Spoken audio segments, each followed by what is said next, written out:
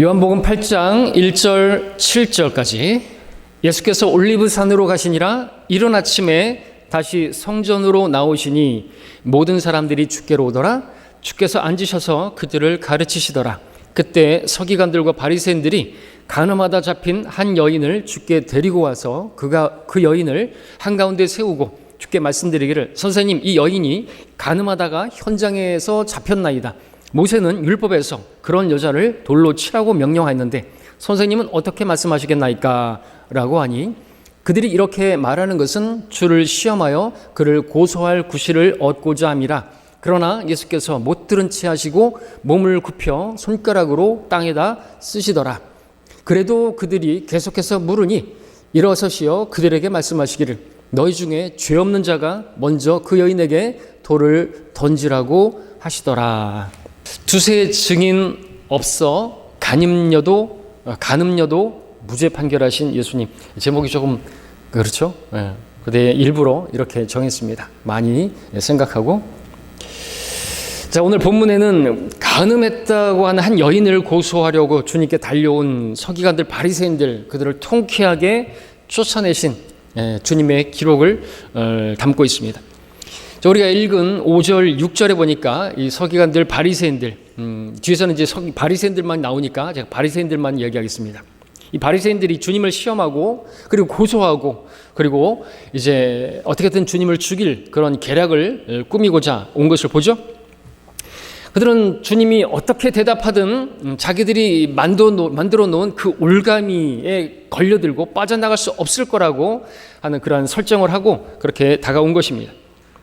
만약 자기들이 씌워놓은 이 프레임에서 주님께서 어떤 말씀을 하시든지 만약에 간음한 여인에게 그녀를 놓아주라라고 말씀하시면 그것은 주님께서 하신 말씀, 내가 율법이나 선지서를 폐기하러 온 것이 아니라 이루려고 왔노라고 하신 그 말씀을 스스로 폐기하는 것이 되므로 예수는 하나님께로부터 온 자가 아니라고 그렇게 사람들이 말할 것이고, 반대로 주님께서 그녀를 돌로 치라라고 말씀하시면 주님께서 하셨던 말씀, 하나님께서 자기 아들을 세상에 보내신 것은 세상을 정죄하려 하심이 아니요 그를 통하여 세상이 구원받게 하려 하심이라고 하신 그 말씀을 스스로 번복하는 것이기 때문에 한 입 깎고 두 말하는 그러한 거짓말쟁이 하나님께로부터 온 선지자가 아니라고 말할 것이기 때문에 그들이 무슨 말을 예수님께서 하시든지 간에 피해 나갈 수 없도록 그렇게 만든 것이죠.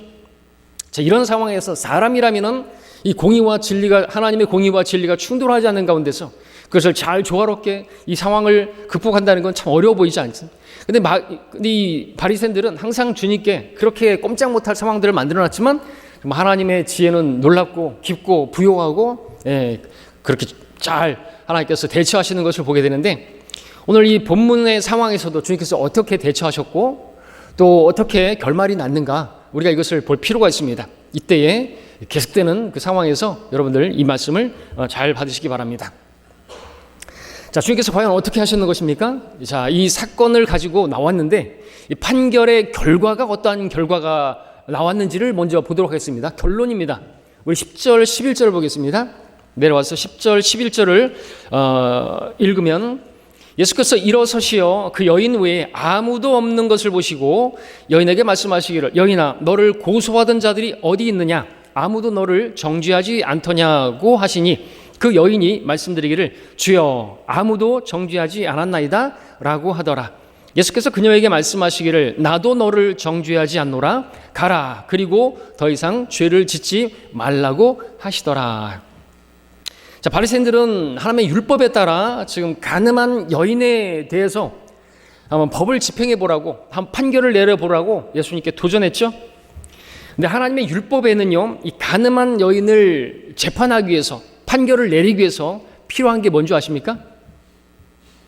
두세 증인의 증언이 필요해요. 두세 증인이 필요하단 말입니다. 그래야 율법에 따라서, 하나님의 법에 따라서 정당하게 재판을 할 수가 있는 거예요. 이 재판이 판결이 내릴 수가 있단 말이죠.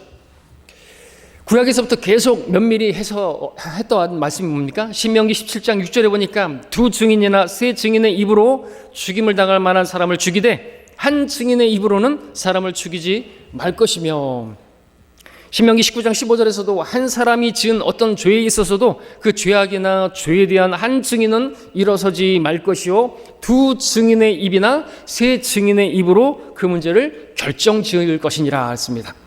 이 하나님의 그 사건 결정 내는 판결을 내리는 방법이라는 것이죠.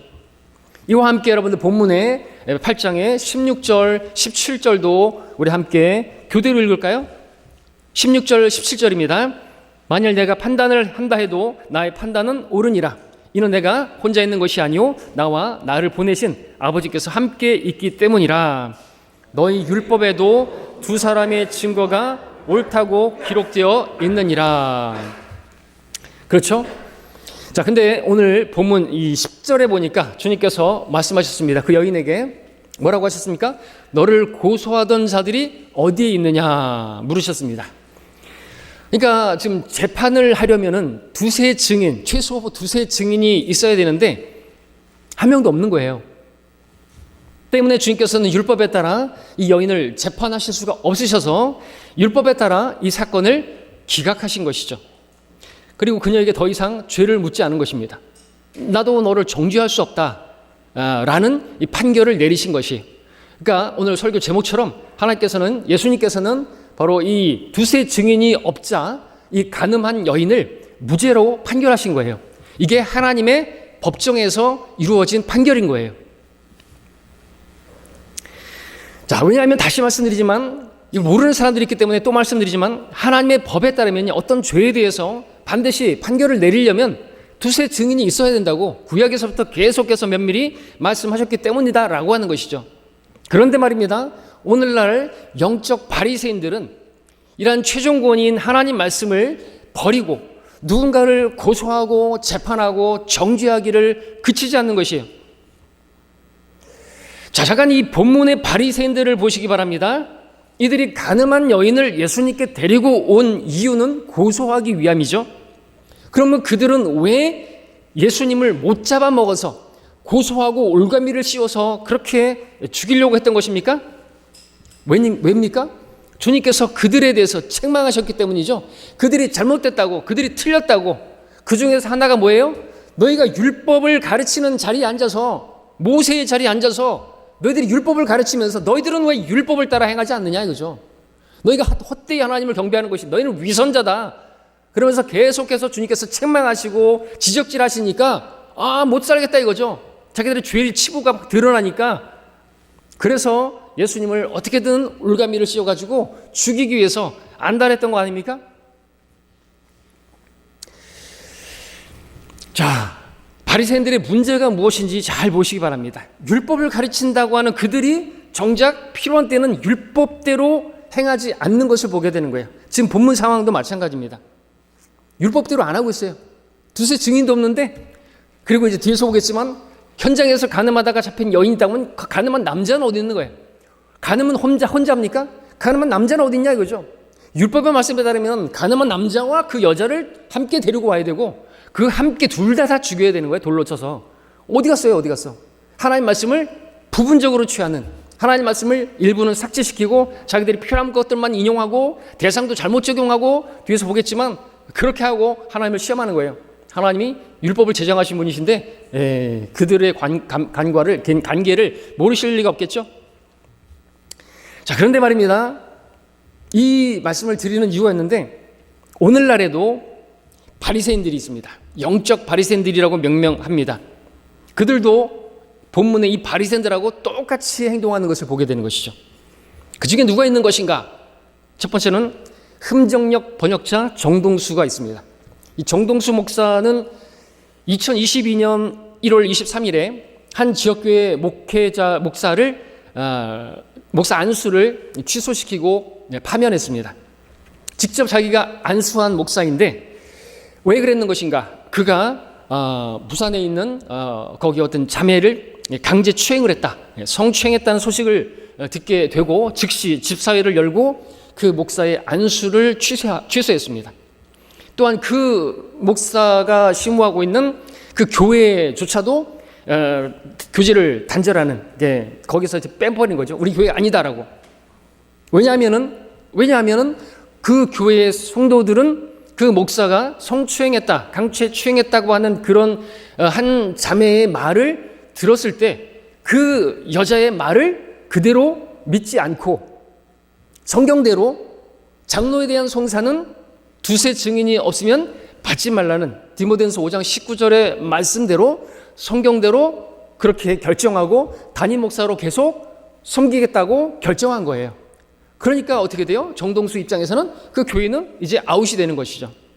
그리고 그 사람은 내가 안수한 거 취소한다고 그렇게 결정문을 걸어냈습니다. 지금 동영상이 그대로 있어요. 그 사랑침례교회 2022년 1월 23일자 거기에 이제 예전에는 이름까지 다 노출했었는데 지금은 보니까 땡땡땡 하고 그렇게 이름은 나오지 않게 그렇게 했던데 못 하려고 그렇게 해요. 처음부터 공개를 했으면은 공개를 하지. 자, 근데 이 정작 이 정동수 목사는 어떻게 한 거예요? 그 교회 성도들은 하나님 말씀에 따라 성경대로 그렇게 두세 증인이 없으니까 한 여자가 그 자매가 이상한 그런 자매인 걸 알았던 것이겠죠? 조금 거시기한. 그래서 안 받아들인 거예요. 그리고 목사로 계속 섬기겠다고 결정한 것이죠. 근데 정동수 목사는 정작 그 성추행 당했다는 그 여자의 말만 믿고 목사 안수를 취소하고 파면시켜버린 것이죠. 문제가 무엇인 줄 아십니까? 정동수는 성경대로 하지 않는 것이에요. 성경을 가르치는 자리에 앉아서 성경대로 하지 않는 것이에요. 그가 디모데전서 5장 19절을 몰랐을까요? 두세 증인이 없으면 받지 말라는 그 구약에서부터 계속해서 두세 증인이 없으면 받지 말라는 그 말씀을 몰랐을까요? 당연히 알았겠죠. 근데 왜 그 말씀을 버리고 왜 성경대로 하지 않았을까요? 왜냐하면 그가 영적 바리새인이기 때문에 그런 거예요. 자, 앞서 바리새인들의 특징을 말씀드렸습니다. 율법을 가르치는 선생들이지만 정작 자신들은 율법에 따라 행하지 않는 자들이라고 했죠. 그리고 율법을 잘 아는 그들이 주님을 율법에 따라 고소하지 않은 이유에 대해서는 또 뭐라고 말씀드렸습니까? 왜 예수님을 고소하려고 했다고요? 자기들이 틀렸다고 자꾸만 지적질하니까 책망하니까 잘못했다고 얘기를 하니까 못 잡아먹어서 안 달랐던 것이죠. 그래서 어떻게든지 고소해 보려고 그렇게 하는데, 자, 그럼 이것을 정동수 목사에게 가져와서 한번 해보자고요. 왜 정동수 목사는 그 부산의 어떤 그 목사가 성추했다는 얘기를 들었을 때 성경대로 판결하지 않고 그 당했다고 하는 그 피해자라고 하는 그 여자의 말만을 믿고 두세 증인도 없는데 그 목사의 안수를 취소하고 파면시켰던 것인가? 이유가 무엇일까요? 이유가 뭘까요? 답은 이미 말씀드렸어요. 그 목사가 싫은 거예요. 왜요? 그 목사가 자꾸만 정동수 목사가 번역한 흠정력 그 마제스티 에디션에 대한 오류들을 계속해서 성경 그 유튜브에다 올리고 있었거든요. 아주 꼴보기 싫은 거예요. 번역상의 문제, 우리 한글 킹제임스 성경하고 대조해갖고 한글 킹제임스 성경이 옳다라고 하는 것들을 영상을 또 만들고 하니까 그 정동수 입장에서는 아주 눈에 가신 거예요. 정말 죽이고 싶은 것이죠. 그런데 그러고 있었는데 어느 날 누군가 와가지고 자기가 성추행당했다고 하자 파면시켜버린 거예요. 알터니가 빠진 것이죠. 근데 정동수는 여러분들 분명히 아셔야 되는 거예요. 두세 증인이 없으면 그 장로에 대한 송사 받지 말라고 하신 말씀을 어긴 거예요. 주님께서 오늘 판결하신 그 판결 못 본 거예요? 주님도 두세 증인이 없었을 때 나도 정죄할 수가 없다 이거예요. 정죄하면 안 되는 거예요. 죄가 없는 거예요. 왜? 증인이 없잖아요. 지금 간음한 남자도 없고. 근데 어떤 사람이 와가지고 자기들이 증인이라고 와가지고 막 간음했다고 그러는데 그 사람들도 뭐가 찔림 받고 다 도망가 버렸어요. 그럼 어떻게 되는 거예요? 증인이 없어요, 증인이. 자, 두 번째로 영적 바리새인. 그 사람은 표준역을 번역한 이 윤경원입니다. 그러니까 우리 킹제임스 성경 짝퉁 만든 사람들이에요, 지금. 다들. 저 윤경원이 성경 침례교회에 있었을 때 여러분 담임 목사를 무척 싫어했어요. 역시나 미워했어요. 왜? 지금 자기가 만든 그 번역본 표준역을 지금처럼 그렇게 고쳐야 된다고 뭐 이런저런 얘기를 하고 자꾸만 제안을 했죠. 근데 안 받아들이죠.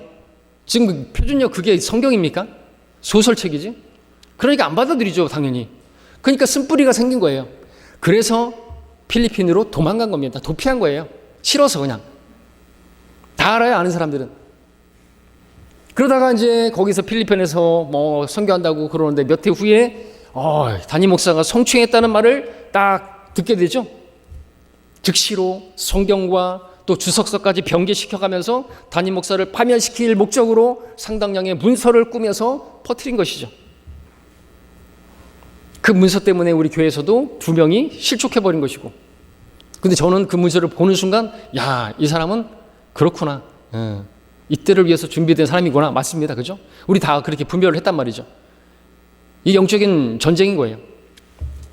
자, 근데 그렇게 해서 다 이제 끝난 줄 아는데 아직도 이 순진한 어리석은 자들이 계속해서 여전히 이것도 가지고 오고 있고 또 속고 있는 것을 보게 되는 것이죠. 그렇게 속는 자들의 문제가 뭔지 아십니까? 다른 게 아니에요. 성경이 그들에게 최종 권위가 아닌 것입니다. 그럼 뭐가 최종 권위인가요? 지금 그들에게는 세상의 법, 판결문이 최종 권위인 거예요.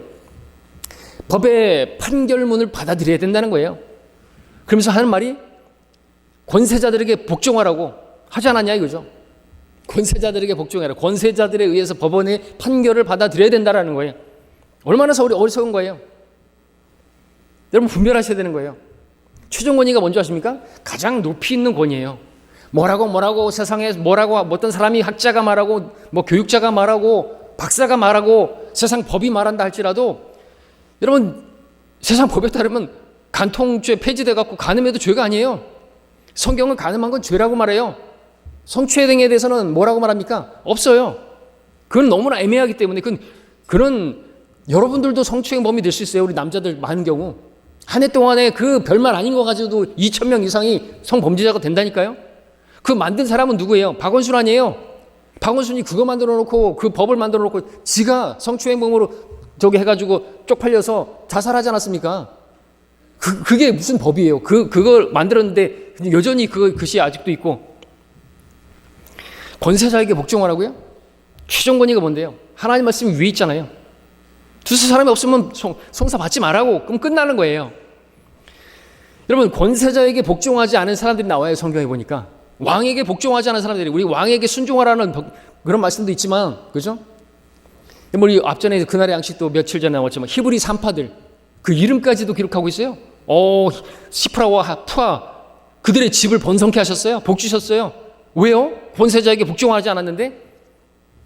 두 살 아래 사내아기가 태어나면 죽이라. 왕의 명령에 복종하지 않았는데. 권세자에게 복종하지 않았는데. 왜요? 하나님께서 하나님의 법이 위에 있잖아요. 살인하지 말지니라. 하나님의 법에 더 위에 있잖아요. 그래서 살려준 거거든요. 그 권세자들에게 복종하지 않은 거지 않습니까? 또 사도행전에 보니까 사도들 권세자들에게 복종하지 않았네요. 종교 지도자들이 너희들 예수의 이름으로 그거 하지 말라고, 부활 증거하지 말라고 그랬을 때 사도들이 했던 말이 뭡니까? 하나님 앞에서 너희에게 경청하는 것이 하나님께 경청하는 것보다 나은지 너희들이 판단하라 이거죠. 하나님 말씀이 더 위에 있는 거예요. 성령께서 임하시면 증인이 되라고 했잖아요. 근데 너희들이 뭔데 우리의 입을 막으려고 해? 너희들이 아무리 권세자라 할지라도, 너희들에게 복종해야 한다 할지라도 하나님의 말씀과 부딪히게 되면요, 하나님의 말씀을 붙들어야 되는 거예요. 여러분 아내들이 남편이 아무리 머리를 할지라도 권세자라 할지라도 가서 도둑질하라, 그러면 어떻게 되는 거예요? 하면 안 되는 거예요. 모든 일에 매사에 복종하라고 성경에 나와 있지 않냐 이거죠. 그러면서 그러면 뭐 어떻게 할 거예요? 살인도 할 거예요? 아니란 말이죠. 그런 말은 복종하면 안 되는 거예요. 권세자라고 할지라도 머리를 할지라도. 자, 오늘 본문을 잘 다시 보시기 바랍니다. 이 최종 권위의 문제인 거예요. 성경을 도대체 어떻게 보는 것인가 이죠. 눈으로 보지 못하는 것이, 귀로 듣지 못하는 거예요? 들을 귀가 없는 거예요? 귀머거리 독사인 거예요? 자, 주님께서도 지금 두세 증인이 없자 이 가늠한 여인에 대해서 정죄할 수 없다고 무죄 판결한 거라고 말할 수 있는 것이죠. 기각하신 거예요. 성사를 받지 않으신 거예요. 이제 끝나버린 거예요. 근데 어떤 자들이 주님보다 더 위에 서서 두세 증인이 없는데도 법이 유죄라고 하니까 유죄인 거라고 그걸 말하냐라는 것이죠. 그게 누구예요? 그 바리새인들이에요. 영적 바리새인들. 그들을 경계하고 그들과 성별해야 되는 거예요. 젊은이들이 근데 자꾸만 막 트위터나 무슨 채팅방이나 이런 그런 방들에서 계속 하다 보니까 변질되어지는 거예요. 그 거짓과 성경과 다른 것들을 가지고만 계속 얘기하니까 옛날에 이재명 때 이성 목사님이 그 반역 사건 있을 때 설교했던 제목이 영적 바리새인들을 경계하라 그것이었거든요. 그때부터 계속해서 특별히 젊은이들이 오늘 본문에도 보니까는 끝까지 돌을 붙들고 있었던 사람들은 젊은 사람들이었어요. 나이 든 사람들부터 돌을 먼저 내려놓죠. 또 말이 나왔으니까 또 말씀드리면 이 부분과 연관돼서 지금 또 그 성경 침례교에서 나가서 서울 성경 독립침례교회라는 이름, 이상한 이름으로 방화동에서 사역하는 김재혁, 그는 왜 성경 침례교회를 나간 것입니까? 그리고선 지금 스스로 목사가 되어서 사역한다고 하는 것입니까? 나가기 전에 어떤 일이 있었던 것입니까? 그가 성추행했다라고 하는 그러한 탄원서가 목사님께 전달되었고, 그 당시에 철원에서 어떤 형제를 추례시키기 위해서 자기가 그것을 추례시키기 위해서 이성 목사님을 찾아갔는데, 목사님 손에는 그 김지혁이 성추행했다는 그런 탄원서가 들려져 있는 것이죠.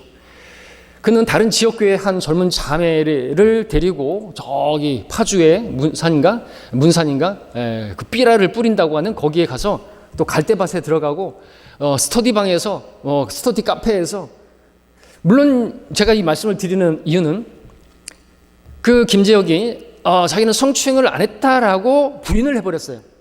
그럼 어떻게 되는 줄 아십니까? 더 이상 우리는 송사할 수가 없는 거예요. 그래서 우리도 김재혁에 대해서 더 이상 송사하지 않는 거예요. 그 부분에 대해서. 근데 제가 이 말씀을 드리는 것은, 그래서 우리는 얘기 안 했단 말이죠. 왜? 그도 성추행을 했지만 성추행 안 했다고 하니까 제가 말을 할 수는 없죠. 우리도 증인이 없으니까. 근데 뭐 어쨌든 얘기 나와서 하는 말입니다. 그럼 못 오려고 젊은 여자하고 둘이 차 타고 거기까지 갔냐 이거죠. 그거는 다 나와 있잖아요. 그리고 왜 스터디 카페 그 혼자 밀폐된 공간에서 들어가고, 그래서 여러 가지 이런 게 있었지만 그건 자기가 부인해버리면, 그러면 그게 뭐가 쫄려서 그 이성 목사님께 그게 탄원서에 갔을 때 계속 전화를 했고, 그 자매가 두려워서 받지도 못하고 그걸 캡처해가지고 보내주고 막 그랬었는데 왜 전화를 하는 거예요? 뭐가 두려워서? 그래놓고 자기는 안 그랬다고. 그냥 순수하게 자기는 그 북한의 그 선교를 하는 현장을 보여주기 위해서 거기 데려갔다고? 어쨌든 그러나 부인해버리면 어떻게 되는 거예요? 아니, 그리고 그런 사건이 있었을 때 아니라고 했으면은 아닌 거고, 그러면은 나가면 안 되죠. 나가라고 해도 나가지 말아야죠. 나가면 자기가 죄를 인정하는 거 아니에요? 저라면은 제가 그런 상황에 놓이면 저는 죽어도 안 나가요. 때려 죽여도 못 나가요. 나가면은 그는 제 양심상 또 제가 거리낌이 없는데 왜 나갑니까? 그죠? 나가가지고 자기가 스스로 목사 돼가고 지금 뭐 하고 있는 거예요. 근데도 거기 사람들이 좀 모인대요. 그거 보더니 열매라는 거예요. 그걸 미혹당해요? 말이 안 되는 일들이 벌어지고 있는 것입니다. 자, 다시 본문을 보십시오. 자, 여러분, 성경은 간음이 죄라고 말씀하고 계세요. 그죠? 세상 법은 간음이 죄라고 말하지 않습니다. 율법에 따르면 돌에 쳐서 죽여야 하는 죄입니다. 우리나라는 죄가 아니랍니다. 근데 성추행, 성희롱 이런 것들은 죄라 그래요. 그 죄로 인해서 얼마나 많은 사람들이, 특별히 남자들이 억울하게 2,000명이 넘게 한 해마도 그렇게 성범죄가 되는데요. 자, 본문의 간음한 여인은 율법에 따른 하나님의 심판을 면하고 자유롭게 되어서 평안히 집으로 돌아가게 되었습니다. 어떻게 그렇게 될 수 있었던 것인가? 이제 본문을 한번 차분히 살펴보도록 하겠습니다. 다시 본문 4절 5절을 돌아가서 보겠습니다. 주께 말씀드리기를, 선생님, 이 여인이 간음하다가 현장에서 잡혔나이다. 모세는 율법에서 그런 여자를 돌로 치라고 명령하였는데, 자, 그렇다면 모세가 하나님의 율법으로 어떻게 명령했는가 알아야 되겠죠? 찾지 않겠습니다. 레위기 20장 10절에 따르면 다른 사람의 아내와 간음한 자는, 즉 자기 이웃의 아내와 간음한 자는 그 간음한 자와 그 간음한 여자를 반드시 죽일지니라. 그래서 분명히 다른 사람의 아내, 간음한 자, 그 남자를 더 강조하고 있습니다. 그 간음한 남자를 그 간음한 여자와 함께 돌로 쳐 죽이라고 말씀하고 있는 것이죠. 신명기 22장 22절에서도 만일 어떤 남자가 한 남편과 결혼한 여자와 동침하는 게 발견되면 그들을 둘 다 죽일지니, 즉 그 여자와 동침한 그 남자와 그 여자니라 그랬습니다. 자, 요한복음 8장에서 바리새인들이 간음하다가 현장에서 잡힌 여인이라면서 주님께 데려와서는 모세는 이런 경우에 돌로 치라고 했다 말했습니다. 근데 모세 율법에는 어떻게 되냐니까 그 남자, 간음한 남자와 그 여자를 돌로 동시에 둘 다 치라고 했습니다. 가늠하던 여자를 현장에서 잡았다고 한다면 분명히 그 가늠한 남자도 있어야 되는데 가늠한 남자는 어디 갔냐 이거죠. 남자가 없어요. 남자가 없었는지는 중요한 게 아닙니다. 분명한 건 지금 남자가 없다는 것입니다. 근데 가늠했다고 하는 여자는 있습니다. 여러분 지금 이 상황이 어떤 상황인 줄 아십니까? 심증은 가는데 물증이 없는 상황이에요.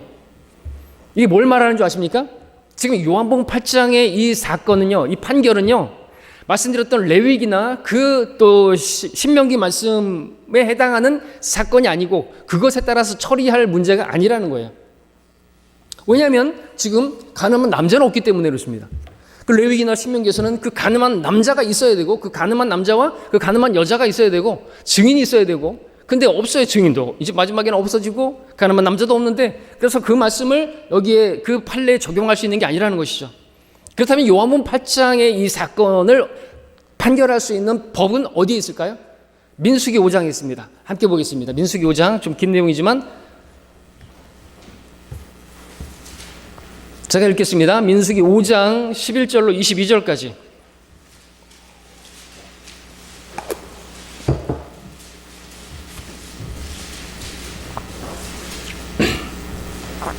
민수기 5장 11절로 22절까지를 제가 빠르게 읽겠습니다. 잘 주목해 보십시오.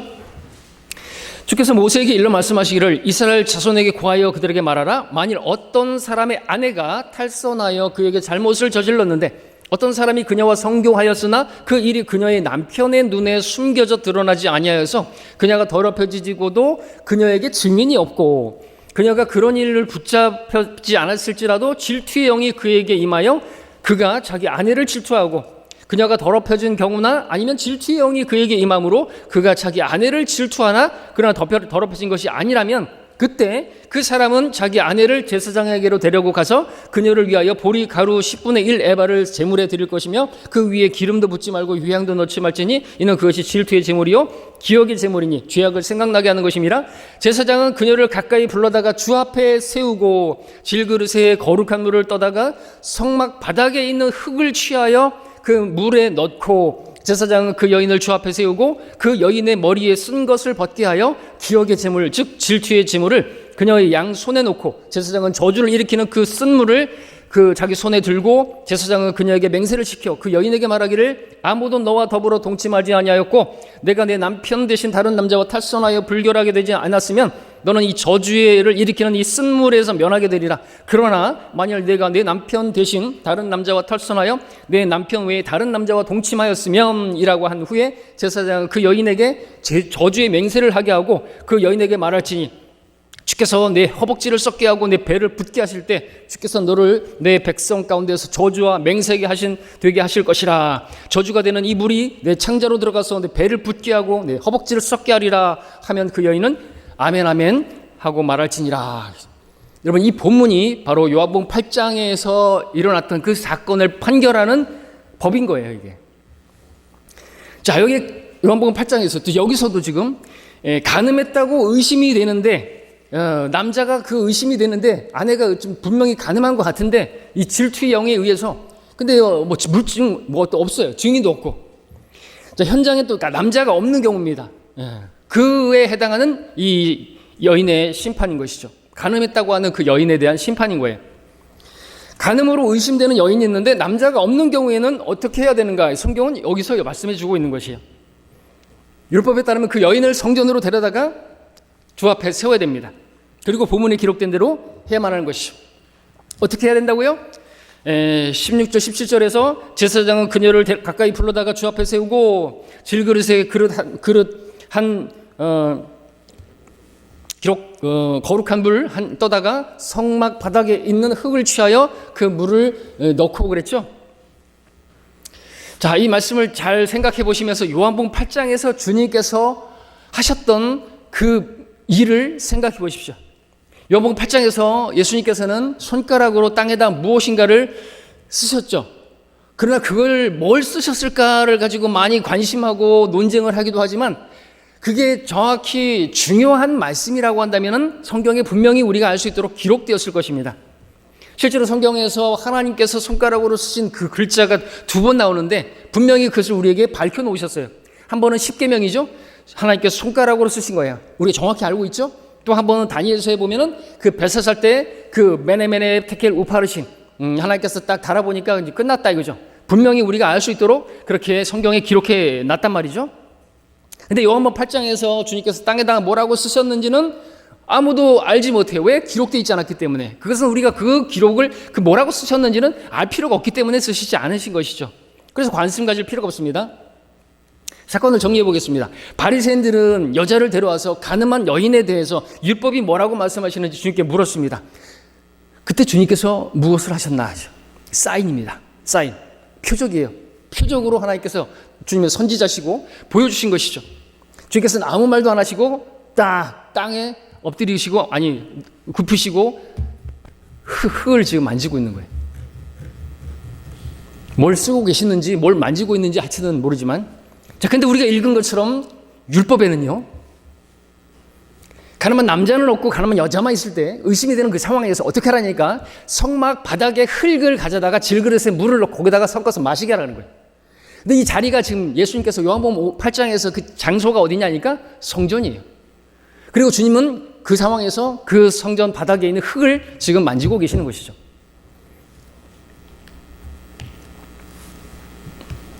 만일 예수님께서 성전 바닥에 무언가를 썼다고 한다면 우리가 추측해 본다면 민수기 5장 17절을 쓰시지 않았겠는가라고 생각해 볼 수 있다는 거죠. 무슨 뜻입니까? 예수님께서 민수기 5장 17절의 말씀을 쓰시면서 지금 필요한 것은 뭐냐? 이 성전 바닥에 흙이다 라고 그들에게 사인을 주고 계신다는 거죠. 율법에 따르면 여자만 잡혀온 경우에는요 질그릇에 물을 담아서 성전 바닥에 흙을 질그릇에 넣고 그 물을 여자로 마시게 해야 하는 것입니다. 이것이 바로 요한복음 오늘 본문의 8장의 사건을 판결할 수 있는 판례법이에요.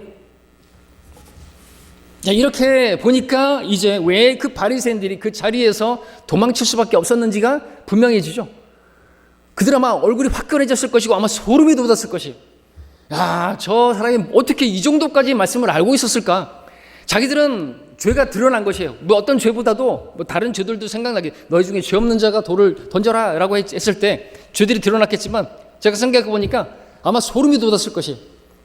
이 민수기 5장의 말씀을 가지고 올 줄은 몰랐을 것이에요. 정확하게 알고 계셔 주님은.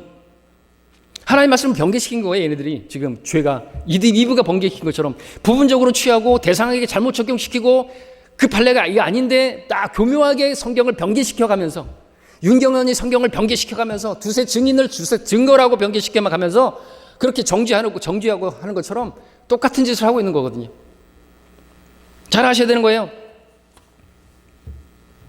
그래서 도망친 것이죠. 성경 변개자 되는 것입니다. 큰 죄를 지은 것이죠. 그 자리에 있을 수가 없는 거예요. 그야말로 빛 가운데 자기들의 그 더러운 죄가 다 드러난 것이에요. 그런데 여기서 또 주목해 볼 부분이 있는데 민수기 5장 16절에 보니까 제사장은 그녀를 가까이 불러다가 주 앞에 세우고 5장 18절에도 보니까 제사장은 그 여인을 주 앞에 세우고 바리새인들은 주님을 함정에 빠뜨리기 위해서 함정을 파놓고 그 여인을 주 앞에 데리고 왔어요. 이 바리새인들은 예수님을 선생님이라고 말했지 주님이라고 인정 안 했어요. 그런데 자기들이 한 그 짓이 결과적으로는 예수님을 주님이라고 시인하는 꼴이 된 거예요. 주님은 악인들의 그 관계를 거꾸로 수행되게 만드시는 거거든요. 놀랍죠? 주 앞에 세우고라는 말씀 때문에 예수님이 주님이 아니라고 하던 그 자들이 예수님을 함정에 빠뜨리기 위해서 계략을 꾸몄는데 민수기 5장의 말씀대로 가늠한 여인을 주님 앞에 세운 꼴이 되었으니 그들은 정말 그 자리에 있을 수가 없었겠죠. 그들은 주님을 고소하려고 했지만 도리어 자기들의 함정에 빠지고 만 것입니다. 복음서 보니까 바리새인들이 그렇게 하려고 했는데 자꾸만 주님께서는 오히려 자신들이 그 구덩이에 빠지는 것들을 보지 않습니까? 아주 어떤 그럴싸한 질문을 했는데 주님께서 막 말씀하시죠. 하나님께서는 악인들의 관계를 거꾸로 실행되게 하시는 분입니다. 그런 현명한 자들로 그들의 관계에 빠지게 하시며 심술궂은 자의 계획이 거꾸로 수행되게 하시는도다. 욥기 5장 13절이죠. 다시 요한복음 이제 8장으로 돌아가셔서 11절을 다시 보겠습니다.